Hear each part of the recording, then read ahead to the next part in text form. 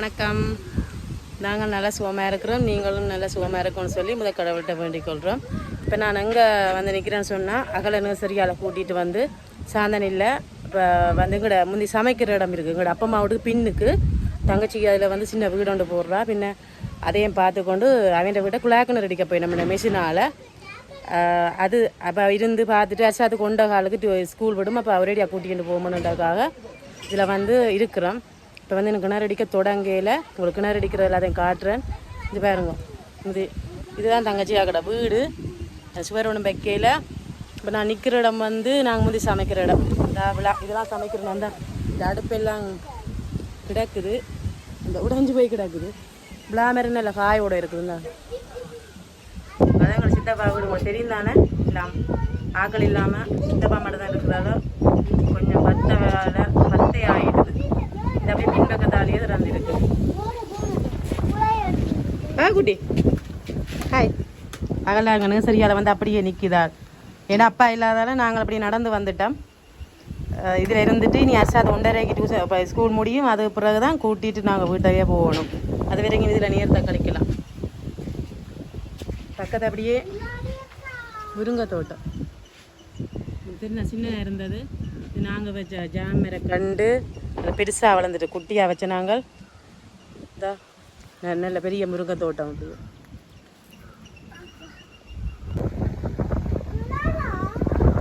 அப்படி இந்த விளாம்பழமே தனிச்சு வரா குடிக்கணும்னா அடிச்சு குடிக்கலாம். விளையாடணும் இடிக்க போயினா பாப்பம் மருங்க அடிக்க தொடங்க பாப்பம். வேறு வாரம் வந்து நிற்கிறது அந்த வாரத்தில் இடிக்க போயிடும். எல்லாம் பூட்டினோம் என்ன ஆயத்தமாக இல்லை இடிக்கிறது. பானெல்லாம் பூட்டிக்கிறது பறிச்சு கிடக்கு, மண் பறிச்சு கிடக்கு. ஆனால் இன்னும் வெயில கணக்காக கிடக்கு செய்கிறது. ஓடு போட்டதோடய நிப்பாட்டி கிடக்கு.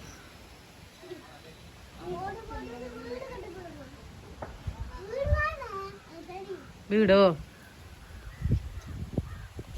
நாங்கள் இருக்க ஒரு வாழை வச்சு அப்படியே இருந்தது.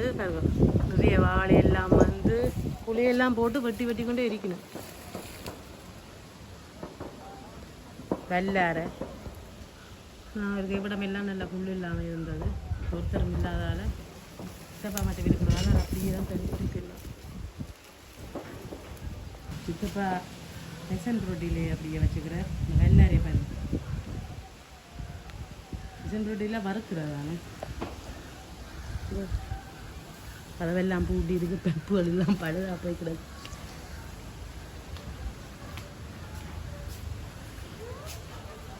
நாங்கள் இருந்தாங்க வாழையெல்லாம் நிறைய குட்டிகளோடு சடைச்சு வளர்ந்துட்டு அதுக்குள்ளெல்லாம் கூழ விடாது.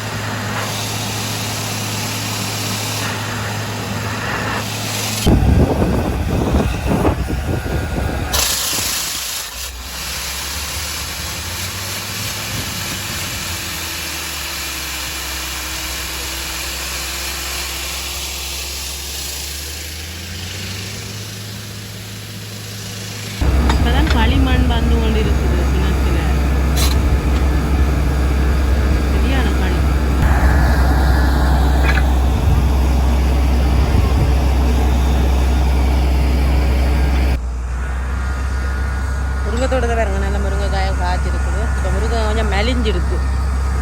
இஞ்சி எல்லாம் கிடக்குது.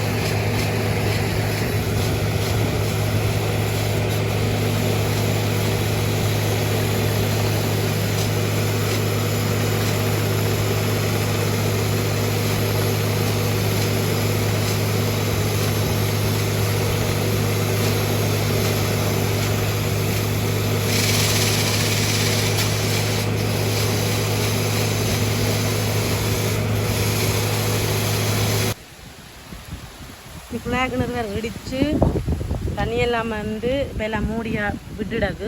இது நாங்கள் வந்து இன்னொரு இறைச்சி போட்டு பொங்கல் எல்லாம் செய்ய வேணுமெண்டா இல்லை இறைச்சி போட்டு தான் பொங்கல் செய்ய வேணும். நீ அதைப்போ செய்ய போயிடும் தெரியலை. ஆக்கள் அடிச்சுட்டு எல்லாம் போயிட்டேன்.